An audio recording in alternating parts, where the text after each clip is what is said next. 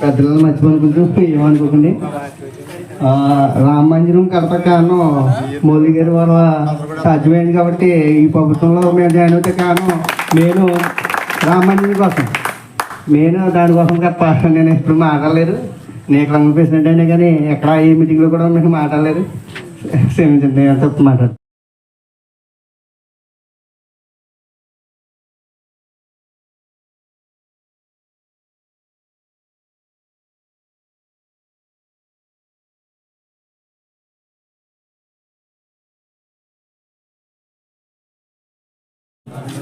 ఈరోజు ఇంట్లో భారీ ఎత్తున ఈ గొంతు గ్రామంలో మన బీజేపీలో చేరడం చాలా ఆనందంగా ఉంది.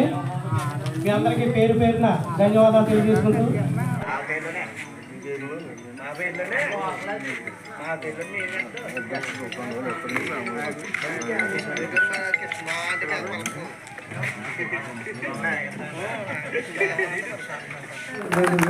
మాజీ శాసనసభ్యులు రాష్ట్ర బీజేపీ ఉపాధ్యక్షులు మానేపల్లి అయ్యాజీవేమ గారిని మాట్లాడవలసిందిగా కోరుతున్నాం. మీరందరూ కూడా నరేంద్ర మోడీ గారు ఈ దేశంలో ఆయన చేస్తున్నటువంటి సేవా కార్యక్రమాలు, పరిపాలన, ప్రజలకు అందించే సేవలతో పాటు ప్రపంచంలో భారతదేశాన్ని అగ్రగామి దేశంగా తీర్చిదిద్దడంలో ఆయన తీసుకున్నటువంటి సాహసోపేత నిర్ణయాల ఫలితంగా మీ అందరూ ఈ పార్టీలో రావటాన్ని స్వాగతిస్తున్నాను.